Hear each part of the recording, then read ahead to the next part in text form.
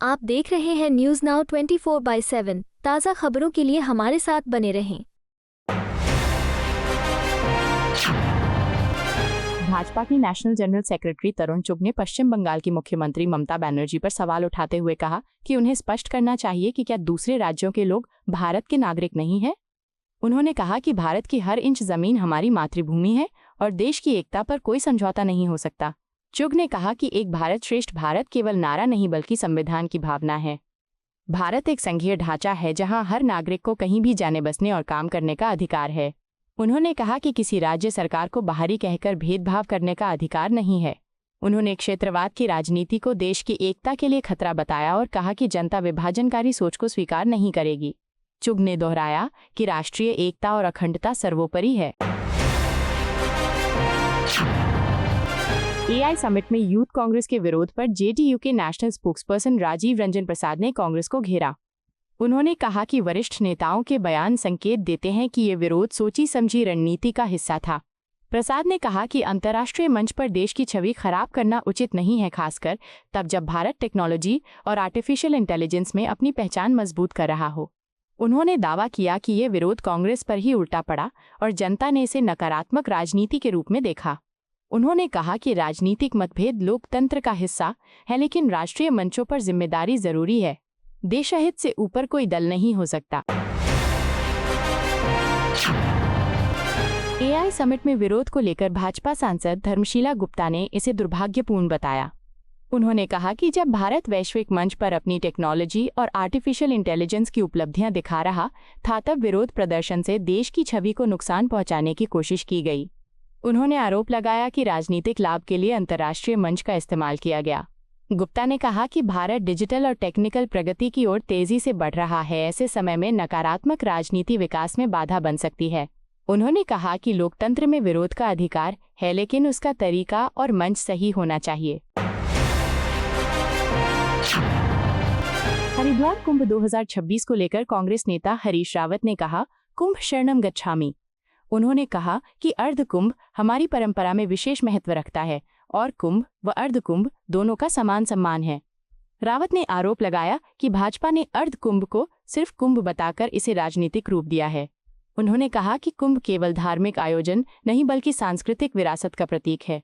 उन्होंने अपील की कि आस्था के इस आयोजन को राजनीति से ऊपर रखा जाए। श्रद्धालुओं की भावनाओं और परंपराओं का सम्मान करना सरकार की जिम्मेदारी है। एआई समिट विवाद पर बिहार के मंत्री दिलीप कुमार जायसवाल ने राहुल गांधी के नेतृत्व पर सवाल उठाए। उन्होंने कहा कि कांग्रेस के वरिष्ठ नेता भी नेतृत्व से दूरी बना रहे हैं। जायसवाल ने कहा कि कई नेता स्वयं को नेहरूवादी और इंदिरा गांधीवादी बताते हैं, लेकिन राहुल गांधीवादी नहीं मानते। उन्होंने इसे कांग्रेस के आंतरिक संकट का संकेत बताया। उन्होंने दावा किया कि नेतृत्व में स्पष्टता की कमी का असर पार्टी के प्रदर्शन पर पड़ता है। जायसवाल ने कहा कि कांग्रेस को अपनी विचारधारा और नेतृत्व पर स्पष्ट रुख अपनाना चाहिए, तभी वो जनता का विश्वास दोबारा जीत सकेगी। एआई समिट में हुए विरोध को लेकर बिहार के डिप्टी सीएम विजय कुमार सिन्हा ने कांग्रेस पर तीखा हमला बोला। उन्होंने कहा कि ये अब महात्मा गांधी की कांग्रेस नहीं रही, बल्कि उसकी दिशा और सोच बदल चुकी है। सिन्हा ने आरोप लगाया कि कांग्रेस की मौजूदा विचारधारा राष्ट्रवाद से दूर होती जा रही है और वो सकारात्मक राजनीति के बजाय विरोध की राजनीति कर रही है। उन्होंने कहा कि जब भारत आर्टिफिशियल इंटेलिजेंस टेक्नोलॉजी और इनोवेशन के क्षेत्र में तेजी से आगे बढ़ रहा है, तब विपक्ष को रचनात्मक भूमिका निभानी चाहिए। उन्होंने जोर देकर कहा कि वैश्विक मंच पर देश की छवि मजबूत करना सभी दलों की जिम्मेदारी है। सिन्हा ने दावा किया कि जनता अब समझ चुकी है कि कौन देशहित में काम कर रहा है और कौन केवल राजनीतिक लाभ के लिए मुद्दों को उठा रहा है। उन्होंने कांग्रेस से आत्मचिंतन करने की अपील की। राजस्थान में लोकसभा स्पीकर ओम बिरला ने छात्रों को संबोधित करते हुए कहा कि यहाँ के विद्यार्थी पूरे देश में ज्ञान और कौशल का प्रसार कर रहे हैं। उन्होंने कहा कि आने वाले वर्षों में राजस्थान को शिक्षा, टेक्नोलॉजी और टेक्निकल एजुकेशन का प्रमुख केंद्र बनाने की दिशा में लगातार प्रयास हो रहे हैं। बिरला ने कहा कि आईटी सेक्टर में संभावनाएं तेजी से बढ़ रही हैं और युवाओं को नई तकनीकों के अनुरूप खुद को तैयार करना होगा। उन्होंने विद्यार्थियों से इनोवेशन और स्किल डेवलपमेंट पर ध्यान देने की अपील की। उन्होंने कहा कि शिक्षा केवल डिग्री हासिल करने तक सीमित नहीं होनी चाहिए, बल्कि उसे रोजगार और उद्यमिता से जोड़ना जरूरी है। बिरला ने विश्वास जताया कि राजस्थान भविष्य में शिक्षा और टेक्नोलॉजी के क्षेत्र में नई पहचान स्थापित करेगा। बिहार में प्रधानमंत्री नरेंद्र मोदी के मन की बात के 131वें एपिसोड पर भाजपा सांसद रविशंकर प्रसाद ने प्रतिक्रिया दी। उन्होंने कहा कि कार्यक्रम में उठाए गए मुद्दे देश के भविष्य से जुड़े हैं।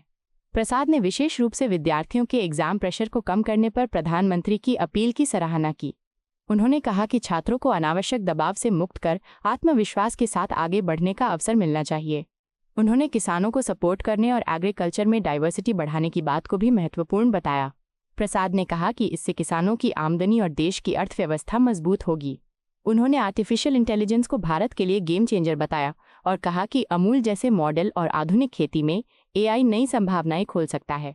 उन्होंने AI समिट में वैश्विक भागीदारी को भारत की बढ़ती तकनीकी ताकत का प्रमाण बताया।